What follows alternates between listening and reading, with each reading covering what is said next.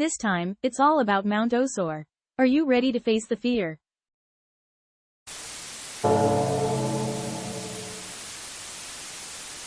Let me tell you about the time I went to Mount Osore during my student years. I'll never forget the summer of my sophomore year in college when my club members, all 6 of us bored to tears, decided to brave somewhere rumored to test our courage. Up until then, we had shot off fireworks at a crematorium at night and partied in an abandoned building rumored to be haunted. When a senior asked me, "Oike, what's the scariest place in Aomori?" I blurted out, "Mount Osore, maybe?" Before I knew it, we were all piling into the senior's wagon, setting off from Hirosaki City in Aomori Prefecture to Mount Osore. I remember it was already past 9:30 p.m. at that time. From Hirosaki to Mount Osore, well, it should take us about 3 hours to get there, we thought. As we drove along National Route 279 towards Shimokita, where Mount Osore is located, we soon noticed there were no cars coming in the opposite direction. I recalled hearing about sightings of an old woman wearing a tattered kimono sitting atop cars along this road. Even if it was just an insubstantial urban legend, it was the last thing I wanted to remember while driving along this dark, solitary road.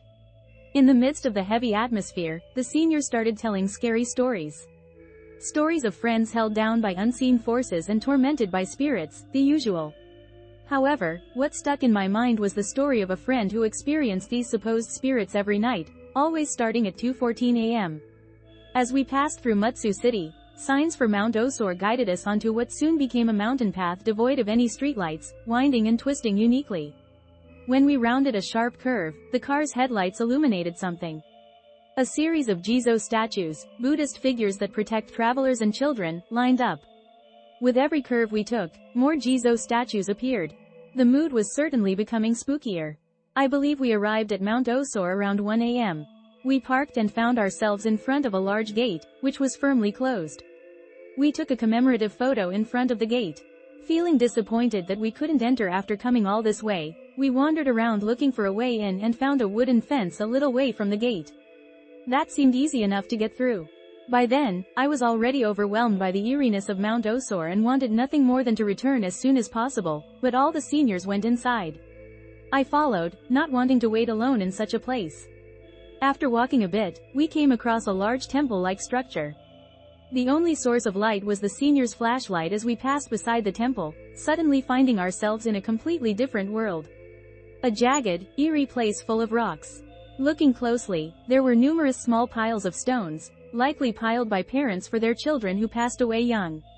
Even more unsettling were the countless windmills, which, due to Mount Osore being a volcanic area, spun in the warm, sulfurous breeze characteristic of volcanoes.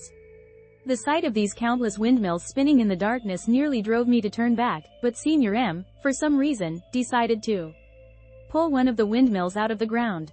"Senior, we really shouldn't," I said. "Just for a keepsake," M replied, starting to walk. Maybe that wasn't such a good idea.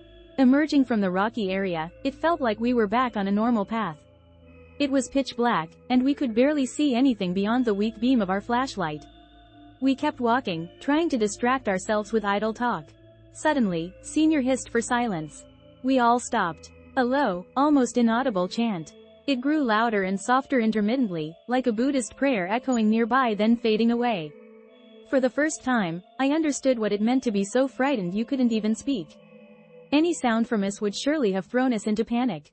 Frozen with fear, what felt like an eternity was probably only a minute or two before the praying sounds gradually moved away and eventually stopped. Silence. "Let's go back," the senior said. Quietly, we made our way back, no one speaking until we were all safely inside the car. Senior started the engine. As the car moved, everyone was visibly exhausted, no one daring to speak of what had just happened. Suddenly, and I mean really suddenly, the engine cut out. Confused, we all turned to Driver S, who frantically tried to restart the car. The engine roared to life again, but now, pressing the accelerator did nothing but cause the rear tires to spin. Silence fell. A heavy, wordless silence. Then, I noticed the digital clock near the driver's seat. It was 2:14 a.m. As soon as the display changed to 2:15, the car lurched forward. As we continued without stopping and saw the lights of Mutsu City, Senior whispered, "That was scary." The next day, when we developed the photo we had taken in front of the gate, there was a long streak of light passing in front of us. That was my experience at Mount Osore. Since then, I've lived peacefully without any misfortunes, but I doubt I'll ever casually visit such places again for fun. Whoa, that was a chilling experience at Osore, wasn't it? If it were me, I might not even be able to move from the car, it's so scary. Actually, I had a very strange experience myself, probably around 2:14 a.m. I'll share that story in a video someday. But you know, the witching hour really does seem to make strange things more likely to happen. Everyone, try not to stay up too late.